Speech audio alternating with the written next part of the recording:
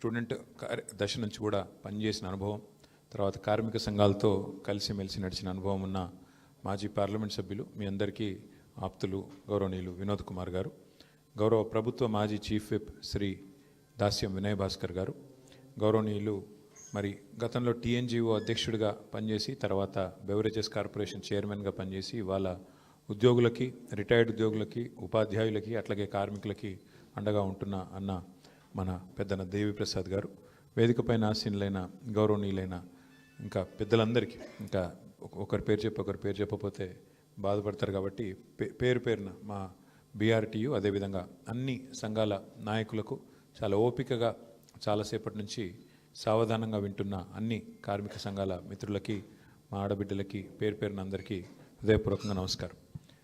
నిజంగా చెప్పాలంటే చాలా సావధానంగా, సాకల్యంగా చర్చ జరిగింది. ఈ మధ్యకాలంలో నాకు తెలిసినంతవరకు అసెంబ్లీ సమావేశాల్లో కానీ, పార్లమెంట్ సమావేశాల్లో కానీ, ఈ మాట అంటే మళ్ళీ ఇవ్వడం తిడతాడు నాకు తెలుసు, అయినా సరే ఎందుకంటే ఇంత సాకల్యంగా ఒక ముఖ్యమైన అంశం మీద, కోట్లాది మంది కార్మికులకు సంబంధించిన అంశం మీద ఇంత సాకల్యంగా చర్చ బహుశా పార్లమెంట్లో, అసెంబ్లీలో కూడా జరగలేదు. కాబట్టి చర్చలో పాల్గొని అర్థవంతమైన, చాలా ఆలోచనను రేకెత్తించే విధంగా మరి సూచనలు, సలహాలు, అదేవిధంగా భవిష్యత్తుకు దిశానిర్దేశం చేసిన మిత్రులందరికీ ముందుగా ధన్యవాదాలు. ఇవాళ మహానుభావుడు భారతరత్న డాక్టర్ బాబాసాహెబ్ అంబేద్కర్ గారి వర్ధంతి. వారు చెప్పిన ఒక గొప్ప మాట, బోధించు, సమీకరించు, పోరాడు. అంబేద్కర్ తత్వమే క్లుప్తంగా చెప్పాలి అంటే బోధించాలి, సమీకరించాలి, పోరాడాలి. అంటే ఎప్పుడైనా అన్యాయం జరుగుతున్నప్పుడు ఎలుగెత్తాలి, ప్రజలకి, ముఖ్యంగా సహచరులకి, మిత్రులకి మనం ఆ రోజున్న సమస్య యొక్క తీవ్రత ఎప్పటికప్పుడు ప్రజల్ని సమీకరిస్తూ, వారికి విషయంలో ఉన్న లోతును బోధిస్తూ సందర్భానుసారంగా పోరాడాలి అని ఆ మహానుభావుడు అంబేద్కర్ గారు ఏదైతే చెప్పారో దానికి అనుగుణంగానే మనం తెలంగాణ ఉద్యమాన్ని కేసీఆర్ గారి నాయకత్వంలో పోరాటాన్ని కూడా నడుపుకున్నాం. వారు రాసిన రాజ్యాంగం ఆలంబనగానే ఇవాళ ఆర్టికల్ 3 ఆధారంగానే మనం రాష్ట్రాన్ని కూడా సాధించుకున్నాం. కాబట్టి ఆ మహనీయుడికి ముందుగా నివాళులు అర్పిస్తూ మనందరి తరపున సంస్కరణల పేరిట ప్రభుత్వాలు తెచ్చే చట్టాలు, ఇవాళ శ్రమశక్తి, ఈ లేబర్ కోడ్స్ ఏదైతే ఉన్నదో సంస్కరణల పేరిట, ఎందుకంటే రిఫార్మ్స్ అవసరం అని చెప్తూ ఉంటారు పెద్దలు, మంత్రులు కానీ, ప్రభుత్వంలో ఉన్న పెద్దలు కానీ, రిఫార్మ్ జరగాలి. ఇంకా కొంతమంది ఒక అడుగు ముందుకేసి చెప్తారు, పర్ఫామ్ చేయాలంటే రిఫార్మ్ ఉండాలి, లేకపోతే పెరిష్ అయిపోతాం, అంటే మిగిలిన మాయమైపోతామని చెప్తూ ఉంటారు. రిఫార్మ్ అవసరమే, సంస్కరణ అవసరమే, కానీ సంస్కరణకు తప్పకుండా ప్రజాస్వామ్యాన్ని బలోపేతం చేసే దిశగా సంస్కరణ జరగాలి, దేశాన్ని బలోపేతం చేసే దిశగా సంస్కరణ జరగాలి తప్ప దేశాన్ని, ముఖ్యంగా దేశంలో ఉండే అన్ని వర్గాలని కలుపుకొని పోయే దిశగా సంస్కరణ ఉండాలి తప్ప కొన్ని వర్గాలను తొక్కేసే విధంగా, కొన్ని వర్గాలను పక్కన పెట్టే విధంగా సంస్కరణ జరిగితే అది సంస్కరణ కాదు, దానివల్ల అల్టిమేట్గా వచ్చేది చెడు తప్ప మంచి జరగదు. ఈ మాట ఎందుకంటా ఉన్నా అంటే మన దేశం నిజంగా కూడా ఒక వైవిధ్యభరితమైన దేశం. ఒకవైపు ప్రపంచంలోనే అతిపెద్ద కుబేరుడు మన దేశం వాడే, ప్రపంచంలోనే అతిపెద్ద కుబేరుడు మన దేశం వాడే. అట్లాగే ప్రపంచంలో ఉన్న అత్యంత పేదరికం ఎక్కడుంది ప్రపంచంలో అంటే కోవిడ్ తర్వాత ఒక లెక్క తీస్తే ఆఫ్రికాలో లేదు. అత్యధిక పేదలున్న దేశం ఏది అంటే మన భారతదేశం. అంటే ప్రపంచ కుబేరుడు మన దగ్గరనే ఉన్నాడు, ప్రపంచంలో పేదరికం అత్యధికంగా ఎక్కడుందంటే మన దేశంలోనే ఉంది. ఇది వాస్తవం. అంటే అందుకే నేను అన్నది వైవిధ్యభరితం అని. ఇంకొక అడుగు ముందుకే చెప్పాలంటే మనది ఇది వైవిధ్యభరితం కాదు, ఇది వైవిధ్య భారతం. అట్లాంటి భారతదేశం మనది. అట్లాంటి ఈ దేశంలో మరి సింహభాగం ప్రజలు, అధిక శాతం ప్రజలు పేదరికానికి దిగువ ఉన్నారని ప్రభుత్వాలే చెప్తున్నాయి. ఇప్పుడు ఉదాహరణకు తెలంగాణ తీసుకోండి. తెలంగాణలో ఇవాళ 92-93% మందికి తెల్ల కార్డులు ఉన్నాయి, రేషన్ కార్డులు. తెల్ల కార్డు అంటే ఏంది? BPL, below poverty line. మరి 92-93% బిలో పావర్టీ లైన్ ఉన్నారని మనమే ఒప్పుకుంటూ ప్రభుత్వాలే ధృవీకరణ ఇస్తూ మరొకవైపు మనం తెచ్చే సంస్కరణలు ఎట్టుండాలా? వాళ్ళను కడుపులో పెట్టుకుని చూసుకునే విధంగా ఉండాలా. అమెరికా ఫలానా చేసింది, లేదా ఐరోపా ఖండంలో ఫలానా చేసినారు సంస్కరణ, అది యథాతథంగా మనకున్న ఫ్రీ ట్రేడ్ ఒప్పందమో లేకపోతే ఇంకో ఒప్పందమో, దానివల్ల మనం కూడా చేయాల్సిన ఒత్తిడి ఉంది అని మన మీద రుద్దితే ఎట్లా కుదురుతుంది? మన దేశం యొక్క తలసరి ఆదాయం $2,400 డాలర్ల పరిమాణంలో మాట్లాడుకుంటే, అమెరికా యొక్క తలసరి ఆదాయం $86,000. నక్కకు నాగలోకి అనుకున్నంత తేడా ఉంది. మరి అక్కడ జరిగింది ఇక్కడ జరగాలంటే, అక్కడ అమలు చేసే సంస్కరణ ఇక్కడ కూడా అమలు కావాలంటే ఎట్లయితుంది? ఇక్కడ పేదవాడు ఎట్లున్నాడు, అక్కడ పేదవాడు ఎట్లున్నాడు. అంటే మీరు ఆలోచించి మనం కోరేది ఏమంటే, నేను ఇవాళ ప్రపంచమంతా ఒక కుగ్రామంగా మారిపోయిందని, ప్రపంచమంతా ఫ్రీ ట్రేడ్ ఒప్పందాల మయమైందని, GATT అని ఇంకోటని ఏదైతే చెప్తా ఉంటారో పెద్దలు మీరు చూస్తూ ఉంటారు. పీయూష్ గోయల్ గారు మొన్ననే ఆస్ట్రేలియా పోయిండు, ఇంకొక యూరోప్ పోయిండు, ఫ్రీ ట్రేడ్ అగ్రిమెంట్ చేసుకుంటున్నామని చెప్తాడు. అల్టిమేట్గా దీనివల్ల ఏమవుతుందంటే, ఆ ఫ్రీ ట్రేడ్ ఒప్పందంలో ఒక చిన్న ముక్కుడు రాసి ఉంటుంది కింద, రిఫార్మ్స్ చేయాలా, వరల్డ్ బ్యాంక్ లోన్ తీసుకుంటామంటారు, దాని కింద రాసి ఉంటాడు గివి మీరు మార్చాలని. వాటికి లోబడి వాటికి ఒత్తిడికి లోనయ్యి వచ్చే కొన్ని రిఫార్మ్స్ వల్ల జరిగే లాభం కంటే దేశానికి నష్టమే ఎక్కువ ఉంటుంది. కొన్ని సందర్భాల్లో కొంతమంది పెద్దలు మాట్లాడితే, నేను పేరు తీసుకొని రాజకీయాలు మాట్లాడను కానీ, కొంతమంది పెద్దలు మాట్లాడితే వింటుంటే బాధ అనిపిస్తుంది. కేసీఆర్ గారి నాయకత్వంలో మన రాష్ట్రంలో మీకు తెలుసు, ఇప్పుడు ఇక్కడ మా మున్సిపల్ GHMC నుంచి మాట్లాడిన తమ్ముడు బాలకృష్ణ కదా, బాలకృష్ణ ఒక మాట అన్నాడు, అడగకుండానే 3 సార్లు జీతం పెంచిండు కేసీఆర్ గారు అని చెప్పిండు. ఎందుకు పెంచిండు కేసీఆర్ గారు? నేను చప్పట్ల కోసం చెప్తలేను. ఎందుకు పెంచిండు కేసీఆర్? గ్రామ పంచాయతీ పారిశుద్ధ్య కార్మికుల జీతం ఎందుకు పెంచిండు అడగకుండానే? మున్సిపల్ వర్కర్లది ఎందుకు పెంచిండు 2 సార్లు? GHMCలో 3 సార్లు ఎందుకు పెంచిండు కేసీఆర్? 200 రూపాయల పెన్షన్ను 2000 ఎందుకు చేసిండు? 500 రూపాయలు ఉన్న వికలాంగుల పెన్షన్ను 4000 ఎందుకు చేసిండు కేసీఆర్? ఎందుకంటే కేసీఆర్ గారు ఒక సూత్రం పట్టుకున్నాడు, చిన్న సూత్రం. బీడీ కార్మికులకు పెన్షన్ ఇచ్చిండు కేసీఆర్, దేశంలో ఎవరు ఇయ్యలే. కమ్యూనిస్టులు రాష్ట్రం నడిపిన రాష్ట్రాల్లో కూడా, రాజ్యం నడిపిన రాష్ట్రాల్లో కూడా బీడీ కార్మికులకు పెన్షన్ ఇయ్యలే, ఒక కేసీఆర్ గారే ఇచ్చిండు. ఎందుకు ఇచ్చిండు? ఎందుకంటే కేసీఆర్ గారు ఒక చిన్న సూత్రం పట్టుకున్నాడు. ఆయన మా అందరికీ చెప్పేది ఏమంటే, పదే ఓ ప్రభుత్వం యొక్క ప్రాథమిక కర్తవ్యం సమాజంలో అత్యంత బలహీనమైన, అత్యంత ఇబ్బందుల్లో ఉన్న వర్గం ఏదైతే ఉంటుందో వాళ్ళని కడుపులో పెట్టుకొని చూసుకొని, వాళ్ళకు 3 పూటలు వాళ్ళ నోట్లకు బువ్వ పోయేటట్టు చూసుకుంటే అశాంతి చెలరేగదు, రెస్ట్లెస్నెస్ ఉండదు, సమాజంలో అసమానత రాదు. ఆ ఉద్దేశంతోనే ముసలోళ్ళకు 2000 పెన్షన్ ఇస్తే ఏమొచ్చింది అంటే, ఆ అవ్వ దగ్గరకో తాత దగ్గరకో మన్మడో మన్మరాలో వచ్చి, అవ్వా నాకు బిస్కెట్ కూడా కొనుక్కుంటా ఇస్తావా, లేదా చాక్లెట్ కొనుక్కుంటా ఇస్తావా అంటే 10 రూపాయలు పెట్టే ధైర్యం వచ్చింది. ఆ అవ్వ మీద గౌరవం పెరుగుతుంది, ఆ మానవీయ సంబంధం పెరుగుతుంది. ఎందుకు చెప్తున్నా అంటే, ప్రభుత్వానికి ఆ మానవీయ కోణం పోతే కొంతమంది పెద్దలు మాట్లాడతారు, రేవడీ కల్చర్ మంచిది కాదు. ఏంటిది రేవడీ కల్చర్ అంటే ఫ్రీగా ఏది ఇవ్వద్దు, అనుచితం, ఉచితాలు మంచిది కాదని మాట్లాడతారు. మళ్ళీ వాళ్ళే అవసరం పడ్డప్పుడు ఎలక్షన్లో గెలిచేందుకు మాత్రం 1,21,00,000 మందికి ఎలక్షన్కు 4 రోజుల ముందు 10,000 రూపాయలు మహిళల ఖాతాలు వేసారు మన బీహార్లో.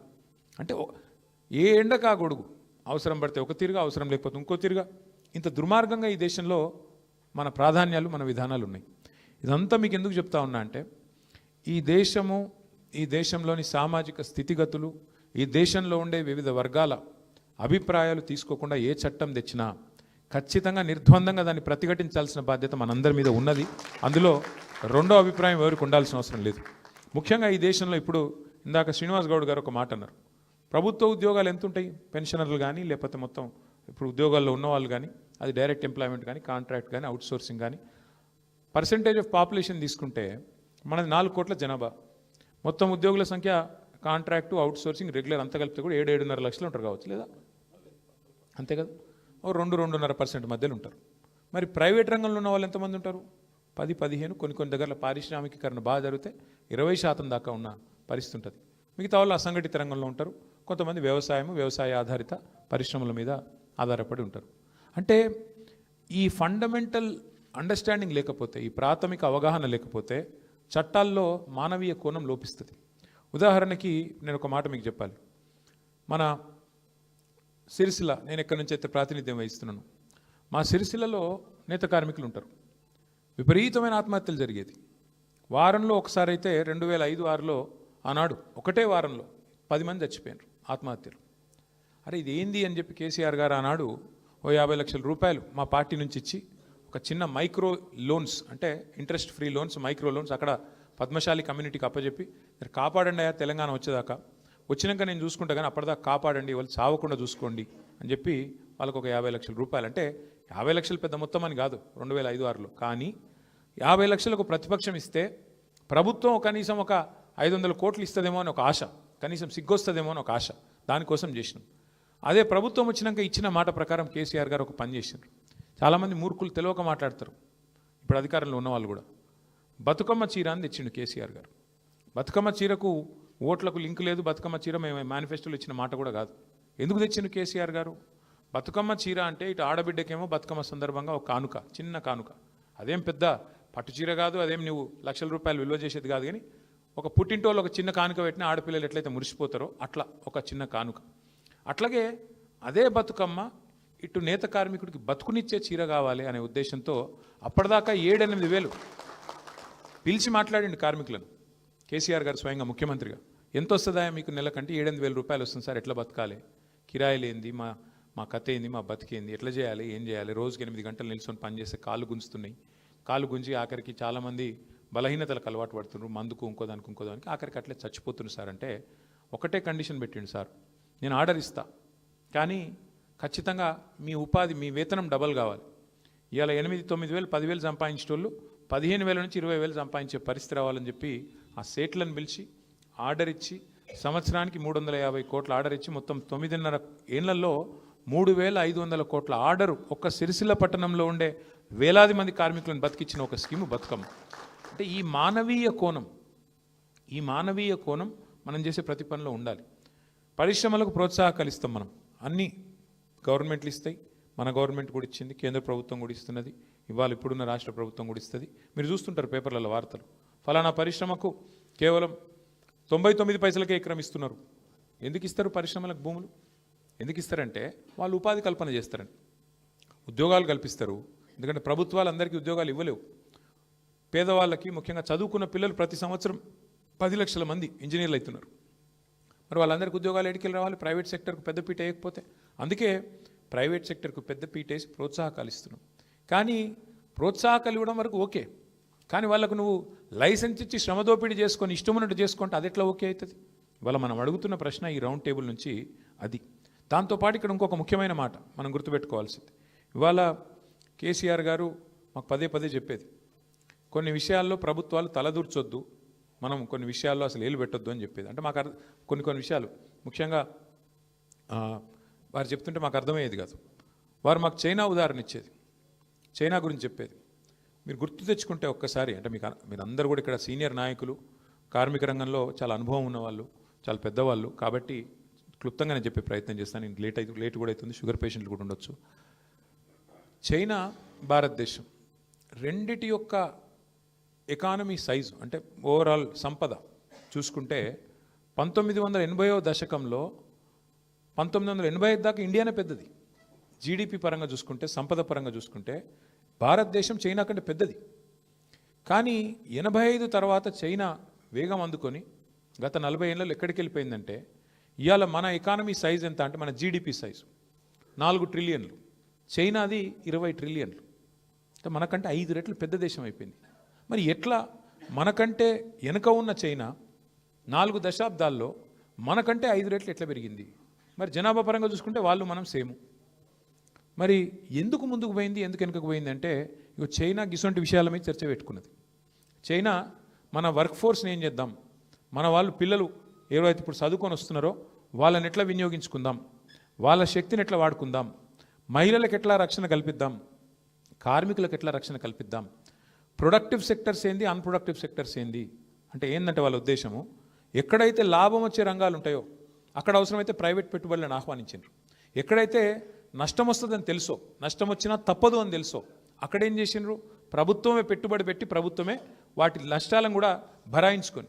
ఇందాక మా మిత్రులు ఆర్టీసీ నుంచి వచ్చిన వెంకటేశ్వర గారు కదా, వెంకటేశ్వర గారు అన్నారు లాస్లో ఉన్నది కార్పొరేషన్, లాస్ ఉంటుంది. ప్రజా రవాణా అంటే ఖచ్చితంగా సామాజిక బాధ్యత. లాస్ ఉండకుంటే అందులో లాభం రాదు, ప్రపంచంలో ఎక్కడ కూడా రాదు. అందుకే ఏం చేస్తారు, ప్రాధాన్యతలు నిర్మించుకున్నారు. ఏ రంగంలో నష్టం వచ్చినా ప్రభుత్వం భరాయించాలి, ఏ రంగంలో లాభం వస్తే ప్రైవేట్ పెట్టుబడులు ఆహ్వానించాలి. ఇది జరిగింది చర్చ. అందుకే చైనా మనకంటే 5 రెట్లు ముంగటికి పోయింది. మనమేమో పనికిమాల పంచాయతీలు ఎక్కువ పెట్టుకుంటాం. ఎవరేం తినాలి, ఎవరేం తాగాలి, ఎవరేం మాట్లాడాలి, ఎవరే దేవునికి మొక్కాలి, ఎవరు ఏం చేయాలి, ఎవరి కులమైంది, ఎవరి మతమైంది, ఈ పిచ్చిలొల్లిలా మనం ఇక్కడ ఉండిపోయినాం, వాళ్ళు ఎక్కడికో ముంగటికి వెళ్ళిపోయినారు. ఇవాళ వాస్తవం ఏంది అంటే, బాధ అనిపించినా ఇంకోటి అనిపించినా, ఇవాళ వాస్తవం ఏంది అంటే, హమీద్ మొహమ్మద్ ఖాన్ గారు చెప్పిందే మందు పని. ఇప్పుడు ఇవాళ ఇక్కడ కూర్చొని పార్లమెంట్లో చట్టం పాస్ అయిపోయినాక వాళ్ళు రూల్స్ ఫ్రేమ్ చేస్తున్నప్పుడు, ఇప్పుడు ఇలా రాష్ట్ర ప్రభుత్వం అమలు చేసే తరుణంలో మనం మాట్లాడుతున్నాం. మనకు పార్లమెంట్లోనేమో ఆవాజ్ లేదు, లోక్సభలోనేమో మనోడెవడు లేకపోయా. 8 వాళ్ళ 8 వీళ్ళ, ఒక ఆయన గక్కరు ఉన్నాడు, ఇంకో ఆయన. 17 మంది పార్లమెంట్ సభ్యులుంటే ఇలా ఇక్కడ కూర్చొని మాట్లాడుతున్న ప్రధాన ప్రతిపక్షానికి అందులో గొంతు లేదు. అక్కడ గొంతుంటే ఓ వినోద్ కుమార్ అసంట ఆయన ఉంటే లొల్లి చేసి బొబ్బొబ్బ వేసి అంగిలాగు చెంపుకొని డామ్ డూమ్ అని దుంకి ఆపి కనీసం ఒక చర్చ అవుతుండే. ఇవాళ అదేం లేదు. గంగెద్దులక ఓవుడు, తలకాయ ఊపుడు, నిమిషం లోపల బిల్లు పాస్ అవ్వడు, బయటకు వచ్చినాక ఏం బిల్లు పాస్ అయిందో ఎవరికి తెలియకపోవడు అంటే బాధ. ఇది వాస్తవం. ఏమవుతుంది ఎలక్షన్ వచ్చే వరకు? ఎలక్షన్ వచ్చే వరకు అసలు విషయాలు చర్చకు వస్తలేవు, ఎక్కడనో పోతున్నాయి. అసలు విషయాలు పక్కకు పోయి కులము మతము ఇవే మెయిన్ స్టేజ్ అవుతున్నాయి. కాబట్టి దయచేసి నా ప్రార్థన, అస్సలు మందుకు అక్కడుంది. మాయల ఫకీరు ప్రాణం ఎక్కడుంది అంటే ఏదో చిలుకలు ఉన్నట్టు కరెక్ట్గా దీనికి మొత్తం తర్కీబ్ ఎక్కడుందంటే అక్కడనే ఉన్నది. ఎందుకంటే నువ్వు యుద్ధం చేయమని ఇలా బీఆర్ఎస్ని అడిగి మీరు నాయకత్వం వహించాలి, యుద్ధం చేయాలి, చేద్దాం. కానీ కత్తి కూడా ఇస్తే బాగుండు కదా. కత్తి మనకిచ్చి యుద్ధం చేయమంటేనేమో గట్టిగా చేయొచ్చు. కత్తి లేదు, కట్టించి నువ్వు కొట్లాడంటే కొద్దిగా కష్టమవుతుంది, కానీ చేద్దాం. అయినా సరే తెలంగాణ కోసం బరాబర్ చేద్దాం, గట్టిగా కొట్లాడదాం, అందులో అనుమానం లేదు. ఒక్క మాట, ఇంకొక మాట ఇవాళ సందర్భం కాబట్టి చెప్తా ఉన్నా. మీరు చూసుంటారు ఇవాళ నిన్న మొన్న వార్తలు గత 5 రోజులుగా. ఏమవుతుందంటే ఎప్పుడైనా సరే పవర్ అంతా ఒకరిద్దరి చేతుల కేంద్రీకృతం అయితే ఏమవుతుందంటే ఇక దాని దుష్పరిణామాలకు ఇవాళ భారతదేశంలో ఏవియేషన్ రంగంలో జరుగుతున్నది ఒక ఉదాహరణ మీకు. గత 5 రోజులుగా మొత్తం ఎయిర్పోర్ట్లన్నీ, రైల్వే స్టేషన్లు, బస్ స్టాండ్ల కంటే అధ్వానం అయిపోయినాయి. ఎక్కడికక్కడ వేలాది మంది తన్నుకుంటాను కొట్టుకుంటాను ఎయిర్పోర్ట్లలో. తెలుసా ఎందుకో? ఇండిగో వాడు మొత్తం బంద్ పెట్టిండు. ఎందుకు బంద్ పెట్టిండు? ఇది గమ్మత్తైన ఉదాహరణ, మీరు చెప్తే అర్థం చేసుకుంటే మీకు అర్థమవుతుంది నేనేం చెప్తున్నాను. సంవత్సరం కిందట సివిల్ ఏవియేషన్ మినిస్ట్రీ కొన్ని రూల్స్ పాస్ చేసింది. ఏమని? శ్రమ దోపిడీ చేయొద్దు, వారానికి ఒక పైలట్ అంటే ఆయన గింతనే నడపాలి, ఇంతకంటే ఎక్కువ నడపద్దు అని చెప్పి సంవత్సరం కింద రూల్స్ పాస్ చేసిండ్రు. సంవత్సరం కిందటనే వాళ్ళు కొన్ని డైరెక్షన్స్ ఇచ్చిండ్రు. DGCA, director general of civil aviation. IndiGo, air India రెండే ఉన్నాయి భారతదేశంలో, ఇంకోటి లేడు. ఇప్పుడు ఏమైందంటే ఇది లిటరల్గా 2 వ్యక్తుల చేతులు మొత్తం భారతదేశంలోని విమానయానం మొత్తం 2 సంస్థల చేతులు ఆధీనం అయిపోయింది. ఏమైంది ఇవాళ దానివల్ల? సంవత్సరం కింద కేంద్ర ప్రభుత్వం చెప్పినా శ్రమ దోపిడీకి అలవాటు పడ్డోడు దాన్ని మార్చుకోక పని చేయలే, ప్రత్యామ్నాయం ఏర్పాటు చేసుకోలే. దాంతో ఏమైంది? నిన్న ఒక్క రోజు 1000 విమానాలు క్యాన్సిల్ అయినాయి. 1000, 1 కాదు 2 కాదు. మరి ఏమవుతుంది? ఎయిర్పోర్ట్ బస్ స్టాండ్ అయిపోయింది. వాస్తవం ఇది. ఏం జరుగుతుంది? కొంతమంది వ్యక్తుల చేతుల్లోనే మొత్తం శక్తి కేంద్రీకృతమైతే ఇక దానికి ఒక గొప్ప ఉదాహరణ, ఆ దుష్పరిణామానికి గొప్ప ఉదాహరణ ఇక నిన్న మొన్న విమానయాన రంగంలో జరుగుతున్న వ్యవహారం. ఒక ఇండిగో, ఒక ఎయిర్ ఇండియా రెండే మిగిలినాయి ఇప్పుడు భారతదేశంలో. ఒకటి టాటా, ఇంకోటి ఇండిగో. వాళ్ళ చేతులకు పోయింది దేశం. వాళ్ళు ఇప్పుడు ఎస్ అంటే ఎస్, నో అంటే నో. ఆఖరికి ఏమైంది తెలుసా? 5 రోజుల తర్వాత కేంద్ర ప్రభుత్వం మేల్కొని వాళ్ళు ఇచ్చిన ఆర్డర్ వాళ్ళే వెనకకి తీసుకుని తీయాలి. వాళ్ళు ఏ ఆర్డర్ అయితే ఇచ్చిర్రో, ఇండిగో వాడు మారలే, ప్రైవేట్ వాడు దిగిరాలే. నేను తప్పు చేసినా అని ఒప్పుకుంటలేడు. వానికి ఫైన్ వేసే దమ్ము లేదు ప్రభుత్వానికి. ఏమైంది ఆఖరికి? ప్రభుత్వం ఇచ్చిన ఆర్డర్ ప్రభుత్వం వెనకకి తీసుకొని ఇంకొక టైం ఇస్తాము అని చెప్పి తగ్గక తప్పని పరిస్థితి వచ్చింది. ఏమవుతుంది? శక్తి మొత్తం, సంపద మొత్తం కొంతమంది చేతుల్లో కేంద్రీకృతం అయితే అంటే ఒక గిదవుతుంది. పోర్టులు, సీ పోర్టులు, రైల్వేలు మొత్తం ఇచ్చేస్తే ప్రైవేటులకు, అది కొంతమంది చేతుల్లోనే ఉంటే వాడు మునిగితే మొత్తం దేశం మునుగుతుంది. దానికి గొప్ప ఉదాహరణ ఇవాళ మన కళ్ళ ముంగటనే కనబడతా ఉన్నది. ఇంకొక విచిత్రమైన మాట నేను మీకు చెప్తా, మీరు నేను చెప్తే నమ్మరు. ఇలా ఈ ప్రభుత్వము, ముఖ్యంగా కేంద్ర ప్రభుత్వం ఏం పని చేస్తుందంటే వాళ్ళకు నచ్చినోళ్ళ కంపెనీలో LICతో పెట్టుబడి పెట్టిస్తుంది. మీరు PF గురించి వాళ్ళు 1-2 కోట్లు కాదు పెట్టింది పెట్టుబడి, 50,000 కోట్లు వాళ్ళకి నచ్చినోళ్ళ కంపెనీలో పెట్టుబడులు పెడుతుంది LIC. ఇది జరుగుతుంది ఇలా దేశం. ఇవన్నీ మరి మనం మాట్లాడుకోకపోతే, చెప్పుకోకపోతే మనం ఫెయిల్ అవుతాము. అల్టిమేట్గా అర్థం కాకపోతే ప్రజలు కూడా రోడ్ల మీదకి రారు, కార్మికులు కూడా తెలియకపోతే ఏం మాట్లాడతారు? చెప్పాల్సిన బాధ్యత మన మీదే ఉన్నది. Yes, ease of doing business ఉండాలి, మంచిదే. కానీ క్వాలిటీ ఆఫ్ డూయింగ్ బిజినెస్ కూడా ఉండాలి. పని చేసే కాడ క్వాలిటీ కూడా ఉండాలి. అంటే అక్కడ మహిళలు పనిచేస్తారు, మరి వాళ్ళకి సంబంధించిన ప్రత్యేక అవసరాలు ఉంటాయి, మరి వాటికి సంబంధించిన ఏర్పాట్లు ఉన్నాయి అయ్యాల. నాకు కొన్ని చెప్తే మీరు ఆశ్చర్యపోతారు. కొన్ని గార్మెంట్ కంపెనీలు తెచ్చిన నేను మంత్రిగా ఉన్నప్పుడు. ఆ గార్మెంట్ కంపెనీల యూనిట్ వాళ్ళది వేరే రాష్ట్రం ఉంటే చూడడానికి పోయిన నేను. నిజంగా నేను పరిశాన్ అయినా. ఎంత ఆధునికంగా ఉన్నాయంటే అమెరికాలో ఉన్నట్టున్నాయి. నేను అడిగిన, ఏందయ్యా ఇది ఇంత బాగా కట్టిన, మీరు ఏం సంగతి, మరి కాస్ట్లీ కట్టినవి ఏంది అన్న. ఆయన ఏమన్నాడు తెలుసా నాకు? సార్ నాది ఎక్స్పోర్ట్ యూనిట్ సార్, మొత్తం ఎక్స్పోర్ట్ చేయాలి నేను. వాళ్ళు ప్రపంచంలో ఉండే పెద్ద వాళ్ళందరూ, కస్టమర్లందరూ వస్తారు, వాడు ఏ సకాలు అయిపోయినా ఆర్డర్ క్యాన్సిల్ చేస్తాడు సార్, అందుకే ఇట్లా కట్టినా అన్నాడు. అంటే నేను అడిగిన, మరి ఎక్స్పోర్ట్ కాకుండా దేశంలో అమ్మేది ఎట్లుంటుంది అని అడిగిన. ఇట్లుండదు సార్ అన్నాడు. అంటే మన పరిస్థితి ఏంటంటే మనోళ్ళ కోసమైతేనేమో సౌలత్ ఉండాల్సిన అవసరం లేదు, ఎట్లన్నా నడిపిస్తారు, మేనేజ్మెంట్తో నడిపిస్తారు. అదే బయటికి పంపే కాడ మాత్రం వాడు వచ్చి చెక్ చేస్తాడు కాబట్టి, వాడు ఆర్డర్ క్యాన్సిల్ చేస్తాడు కాబట్టి ఒళ్ళు దగ్గర పెట్టుకొని పెయ్యి దగ్గర పెట్టుకొని ఆడ మాత్రం లేడీస్కు సంబంధించి పిల్లలకు సంబంధించి అన్ని ఏర్పాట్లు చక్కగా ఉంటాయి. నేను అనేది కదే ప్రభుత్వాలు చేయాల్సిన పని ఏంటి అంటే, yes ease of doing business అవసరమే, కానీ క్వాలిటీ ఆఫ్ డూయింగ్ బిజినెస్ కూడా ఉండాలి కదా. పని చేసేటోళ్ళు 8 గంటల కంటే ఎక్కువ పని చేయాలంటే, ఇప్పుడు నేను ఉదాహరణకు మస్తుగా చెప్పొచ్చు డైలాగులు, నేను 18 గంటలు పని చేస్తా, 20 గంటలు పని చేస్తాను, డైలాగులు మస్తుగా చెప్పొచ్చు. ప్రొడక్టివ్ అవర్స్ ఎన్ని పని చేస్తారని నాకు అర్థం కాదు. ప్రొడక్టివ్గా ఏ మనిషి అన్నా 6-7 గంటల కంటే ఎక్కువ పని చేస్తుందా? బుర్ర స్విచ్ ఆఫ్ అయిపోతుంది. మైండ్ యాబ్సెంట్ బాడీ ప్రజెంట్ అన్నట్టు అక్కడ కూర్చుంటాడు కావచ్చు, కానీ గానిగెద్దోలే పని అవుతుందా? కాదు, వాస్తవం అది. ఏ మీటింగ్ కూడా 4 గంటల కంటే ఎక్కువ నడిపిస్తే అందులో కూడా ఏం ఎక్కది, ఏదో టైంపాస్ నడుస్తూ ఉంటుంది ముచ్చట, కానీ 2-3 గంటలు దాటిందంటే ఏముండదు, ఎక్కది. ఈ విషయం మర్చిపోయి 8 గంటల కంటే ఎక్కువ పని చేయాలి. ఇప్పుడు ఎంత విచిత్రమైన రూల్ అంటే అది, 8 గంటల కంటే ఎక్కువ పని చేయొద్దని మీరు పోరాడి తెచ్చుకున్న చట్టం, అది హక్కు. దాన్ని అలా తుంగలో దొక్కుతూ 6 రోజులు ఇంటూ 8 అంటే 48 గంటలు. ఆ 48 గంటలు యజమాని ఎట్లన్నా పని చేయించుకోవచ్చారు. అంటే ఒకరోజు 12 గంటలు అనొచ్చు, ఒకరోజు 10 గంటలు అనొచ్చు, ఒకరోజు 4 గంటలు అనొచ్చు, మిగతా టైం పని లేదు నువ్వు వెళ్ళిపోనొచ్చు, అవసరమైతే తీసేయొచ్చు అని ఎక్కడ పెడుతున్నారు?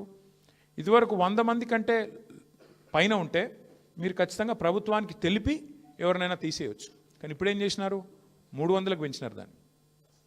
300 కంటే ఎక్కువ రోల్స్లో ఉన్న ఎంప్లాయీస్ ఉండే కంపెనీలు ఎన్ని ఉంటాయండి? వాళ్ళ కంపెనీలన్నీ ఏం చేస్తున్నాయి?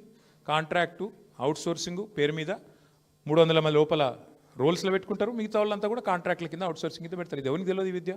కాబట్టి ఇంత బాహాటంగా మీరు లైసెన్స్ ఇచ్చి, ఒకప్పుడు ఎస్ఈజెడ్లు వచ్చినప్పుడు లొల్లి పెట్టినారు, ఇలా మరి మొత్తం దేశాన్ని ఎస్ఈజెడ్ చేస్తున్నారు.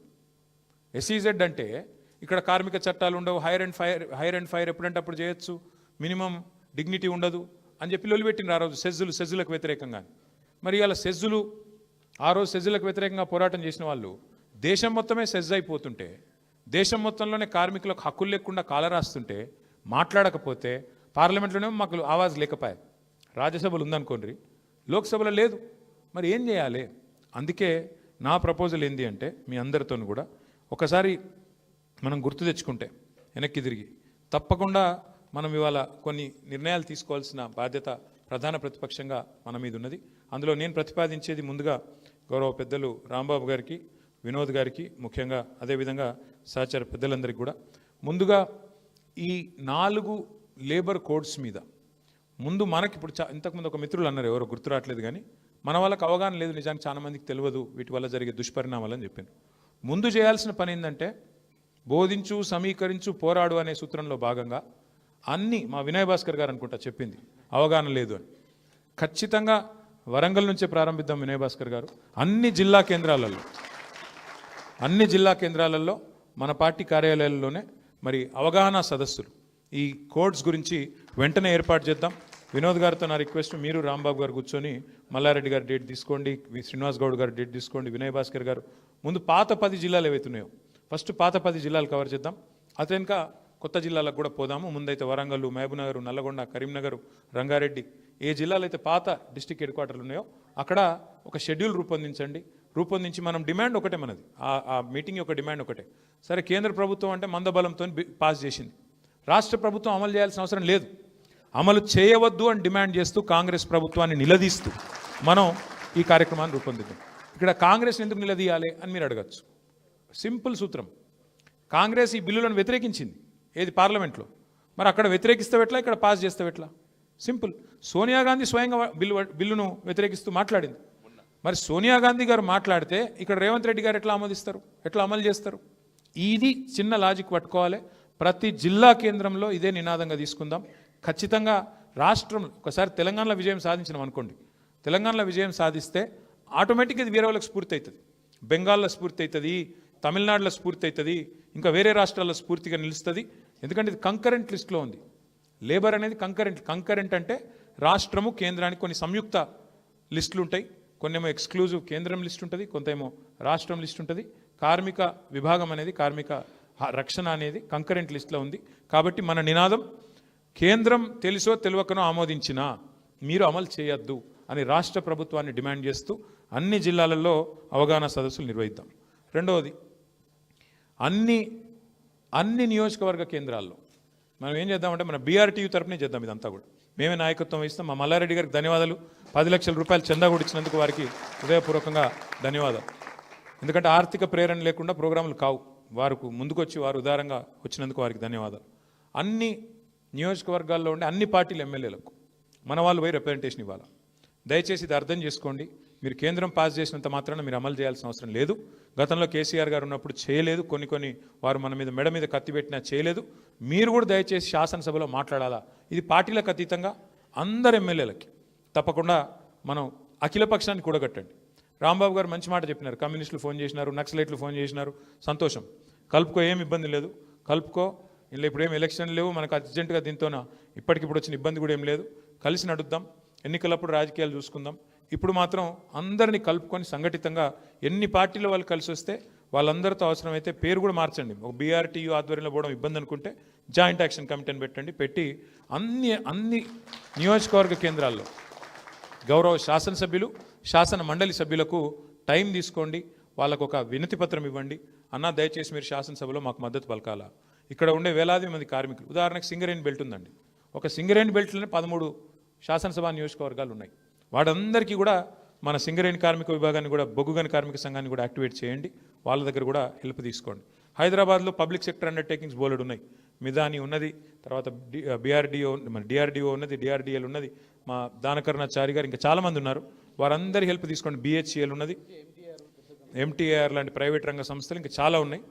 వారందరి హెల్ప్ తీసుకొని ఇక్కడ హైదరాబాద్లో కూడా ప్రతి ఎంపీ, ప్రతి ఎమ్మెల్యేకి ఒక వినతి పత్రం మనం ఇప్పుడే ఈ రాబోయే నెల రోజుల లోపలనే ఇచ్చేటట్టు దయచేసి ఒక కార్యాచరణ. దాంతోపాటు పార్టీగా మేము కూడా మరి ఏం చేస్తామంటే అందరికీ ఉత్తరాలు రాద్దాం. ఉత్తరాలు రాసి పార్టీగానే రిక్వెస్ట్ చేద్దాం. దయచేసి మాతో కలిసి రండి, ఇది ఇంపార్టెంట్ అంశము, ఇందులో రాజకీయాలు అవసరం లేదని చెప్పి మరి పాంప్లెట్లు దిద్దాం. అన్ని చైతన్య సదస్సులు పెడదాం.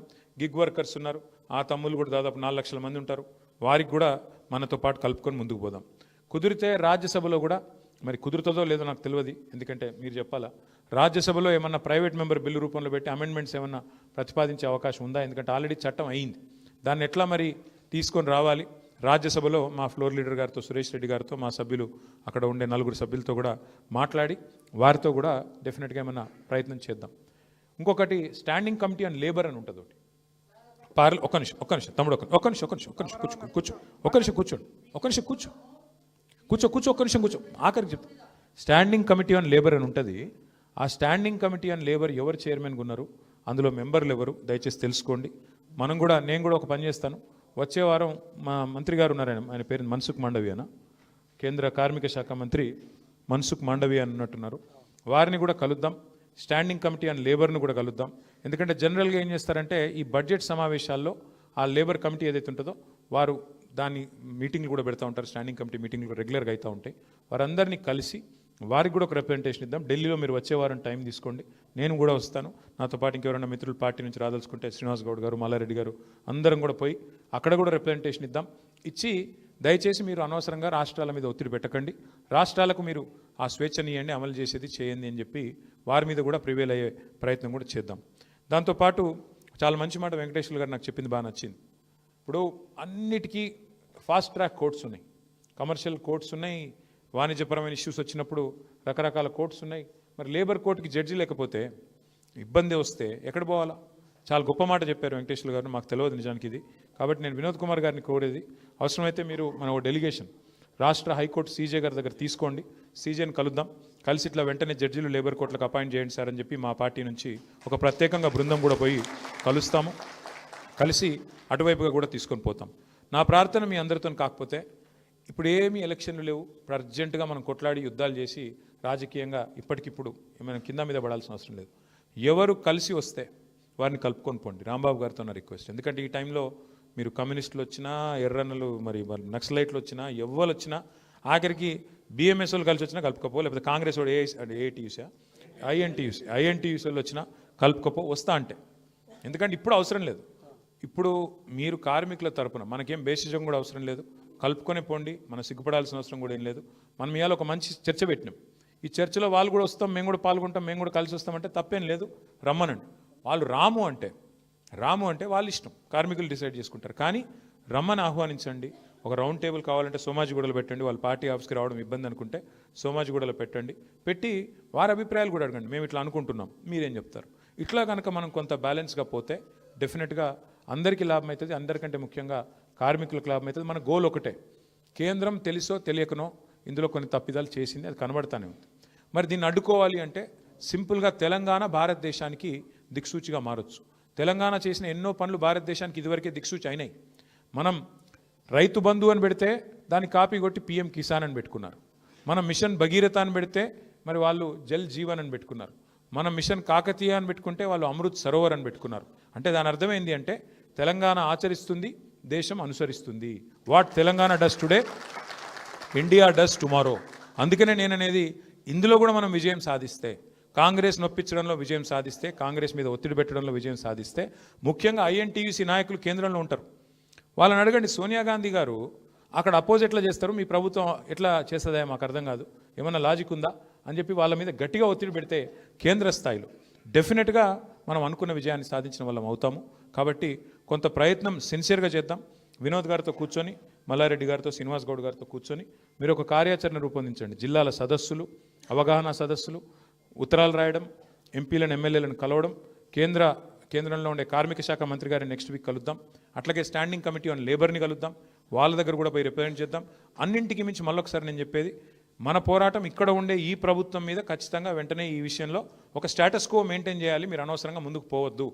శాసనసభలో, శాసన మండలిలో నేను మీకు మాటిస్తా ఉన్నా, మనకు కావాల్సినంత బలం ఉంది. ఇక్కడ మనం ప్రధాన ప్రతిపక్షం. శాసనసభ, శాసన మండలిని అవసరమైతే స్తంభింపజేస్తాం. దీన్ని ఇక్కడ అమలు చేయకుండా అడ్డుకుంటాం. ఆ బాధ్యత మాది. మీ అందరికీ మళ్ళొకసారి చాలా ఓపికగా చాలాసేపు కూర్చున్నారు. పేరు పేరున అందరికీ ధన్యవాదాలు. అందరికీ భోజనాలు కూడా ఏర్పాటు చేశారు. కాబట్టి భోజనం చేసే వెళ్ళాల్సిందిగా కోరుతూ మిత్రులు మళ్ళొకసారి బ్రాంబాబు గారికి అభినందనలు. Thank you.